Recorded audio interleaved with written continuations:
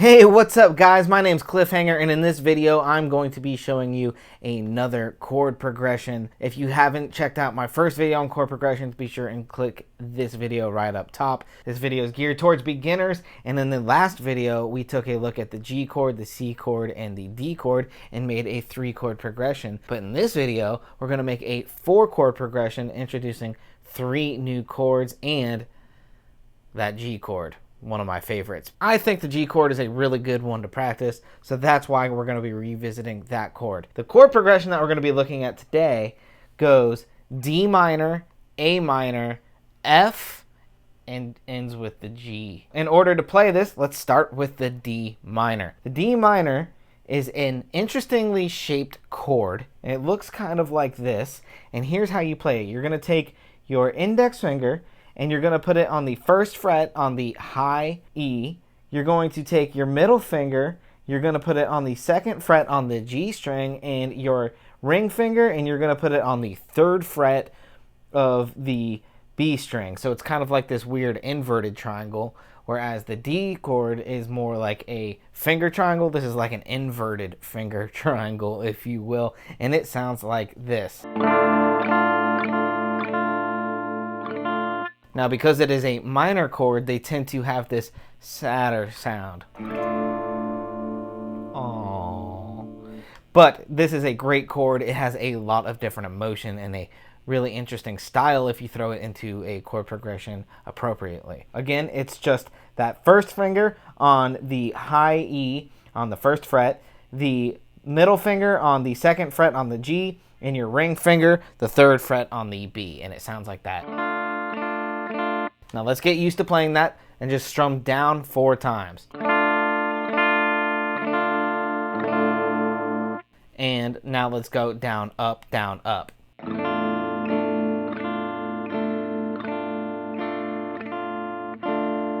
It's a great chord, actually. It's one of my favorite chords, a very cool chord. Now, the next chord in the progression that we're going to take a look at is an A minor chord, another minor chord. It's another one of those chords with a little bit of a sad feel, if you will.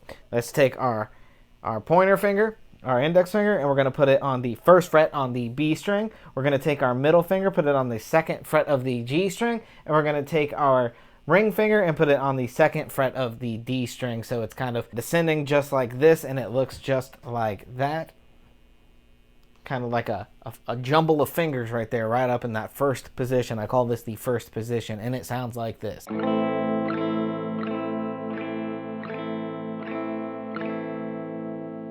Very cool. Let's strum that up, down 4 times. Get used to doing that. Get used to making this hand move, and it's all in the wrist motion. You don't actually want to do this like I'm doing in the video. It's all in the wrist, just like this.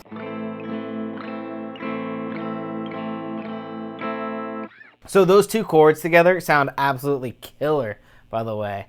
Ton of rock songs written with those 2 chords put together. A lot of emotion and a lot of feel. That's the D minor and the A minor. Together they sound like this.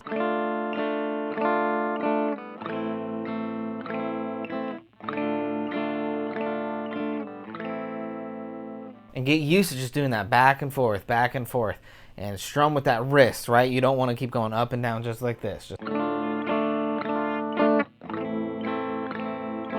The A minor is such a powerful, great chord. Now, let's look at the 3rd chord in the progression, which is the F chord. And a good way to play that is to use your ring finger, put it on number 3, fret number 3 on the D string. We're going to take our middle finger, we're going to put it on fret number 2 on the G string. And we're going to put our index finger on fret number 1 on the B string. That's what the F chord sounds like. That's what the F chord sounds like for fun, because that's what that chord is. It's just like the C chord. If you recall in the last video we did this. The F chord is just like that, but we're going to move our middle finger and our ring finger just down 1 set of strings. Now let's do up, down with that.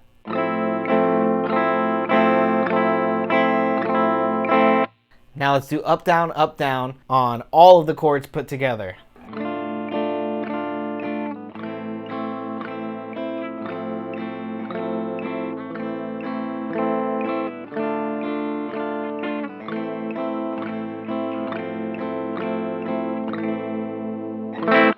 kind of a sad, chord progression, but it feels so good at the same time, Finally, let's end it off with that G chord to give it a kind of a nice resolve, if we will, which is here.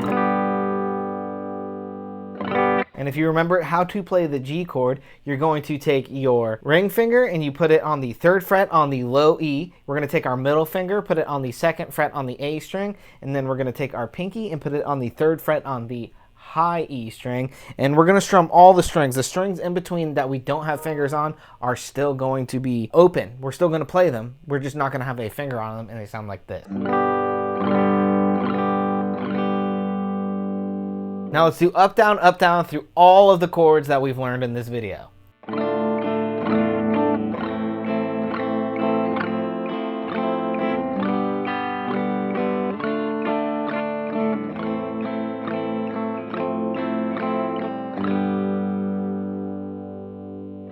And of course, you can get interesting with it as you start to memorize those finger shapes and those patterns.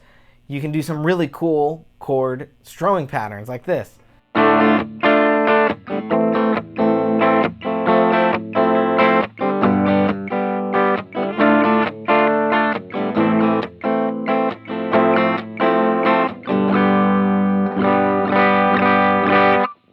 Awesome.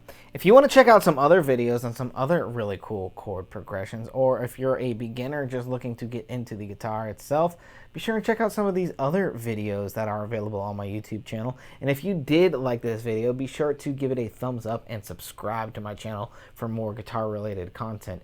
I don't only do guitar lessons. You can actually see some of my reviews and stuff on other cool pedals that I might find out there in the wild. Thank you so much for watching. My name's Cliffhanger, and I'll see you guys the next time I see you.